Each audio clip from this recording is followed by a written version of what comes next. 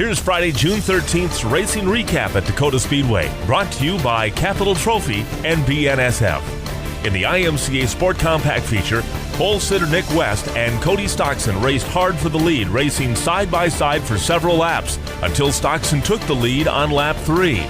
While running second, West fell off the pace and took his car to the pits, handing second place over to Josh Rourke. Rourke quickly caught leader Stockson and took the lead with 5 laps remaining. Rourke led the final 5 laps to win his second feature of the season. Stockson, who led 2 laps early, finished second ahead of Jamie Schlafman, Brandon Anderson, and Miley DeMeo. Trouble came early in the IMCA Modified Consi. Bismarck drivers Jared Thielen and Brent Schlafman found themselves tangled together in turn 3 on the start of the 12-lap Consi race. On the complete restart, Eric Berwick and Jeremy Keller pulled away and raced side by side for the lead. Keller would win the battle and take the lead on lap 4. The race was for third, as Dwight Berwick had his hands full trying to hold off Chris Welk and Herb Bargman. Bargman moved to the high line, which helped him slide by Welk for fourth with 2 laps to go. Making a last lap charge, Bargman and Berwick raced side by side coming to the checkered flag. Berwick finished third over Bargman by mere inches. Eric Berwick finished second behind Consi winner Jeremy Keller. Pole sitter Ben Michael led early in the hobby stock feature. It was a 3-car race for second between Dana Welder, Wyatt Rathwald, and Jaron Wald. Lincoln's Jeremy Engelhardt quickly picked off Wald, Rathwald, and Welder and bursted into the lead by lap 4. Second place Michael got too high off turn 4 and lost spots to Welder, Brent Vetter, and Wald. A series of cautions helped Vetter slide by Welder for second and challenge for the lead.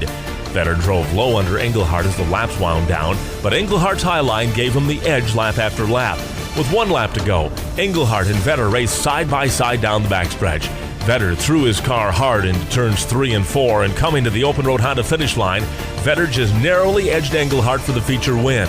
Jaron Wald finished third ahead of his cousin, Wyatt Rathwald, and pole sitter Ben Michael. Dustin Frank pulled away from pole sitter Sean Volk in the Wissota Street Stock feature. Third place Barrett Berg tried to hold off a fast Chris Michelson, while rookie Scott Gardner lurked in 5th. Michelson powered by Berg on lap 3, bringing Gardner with him. Michelson continued his march to the front, picking off Volk for second and catching leader Frank a couple of laps later. Michelson took the lead on lap 6, but his lead was short-lived as second place Gardner took the lead 1 lap later. Gardner pulled away from the field before a caution with 10 laps to go reset the field. Michelson and Eric Paul restarted on Gardner's rear bumper, but Gardner pulled away once again. Paul passed Michelson on the restart as Eric Harpole and Zach Frederick battled hard for 4th. With 3 laps to go, Frederick had transmission problems and his slow race car collected Tanner Dosh, causing a late race caution. On the restart, Gardner pulled away again and went on to win his first Wissota Street Stock feature victory in his rookie season at Dacotah Speedway. Eric Paul held on to second over Chris Michelson. Eric Harpole finished 4th, while Travis Ulmer made a late lap pass on David Falkenstein to finish 5th. Wilton's Lauren Anderson led the first lap in the Inex Legends feature before spinning out from the lead. Brian Chirato inherited the lead as Donovan Wiest and Paul Mormon battled for second place. Points leader Wiest bolted to the lead on lap 4, bringing Shane Williams with him.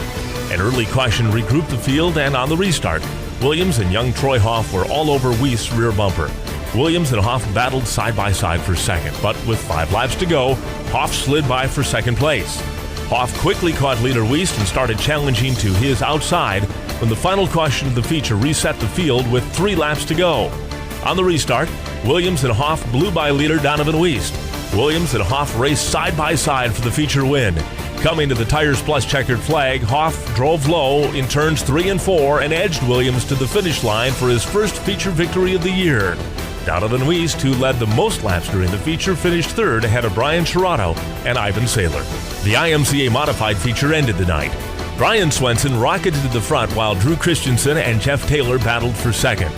Taylor took the position and reeled in leader Swenson before a caution slowed the pace. On the restart, Taylor powered by Swenson to take the lead and pull away. Swenson fell into the clutches of third place Sean Strand, and with 12 laps to go, Strand drove by for second. As the checkered flag neared, Tracy Damagala battled hard to protect 5th place from Spencer Wilson. The 2 drivers raced side by side before making contact and spinning out with 2 laps to go. The late race caution was the last thing leader Taylor wanted to see, but on the restart, Taylor drove away and won the feature victory. Sean Strand finished second, while Swenson, Aaron Turnbull, and Marlon Seidler round out the top 5. Next up on the high banks of Dacotah Speedway is the INEX Legends Tour, sponsored by RDO. On the card, IMCA Modifieds with Soda Street Stocks, INEX Legends, Dacotah Speedway Hobby Stocks, and IMCA Mach 1 Sport Compacts. Fan gates open at 6. The green flag flies at 7 p.m. this Friday, June 20th. Adult admission 13 and older is $11, 12 and under free. Advanced discount tickets at all Cenex locations in Mandan, Bismarck, and Lincoln. For more information, visit us online at dakotaspeedway.net. Like our Facebook page. Follow us on Twitter at Dacotah Speedway, or check out our YouTube channel. For Dacotah Speedway updates and information, text the word Speedway to 20691. All photographs are courtesy of Lane Mutter of LPT Images.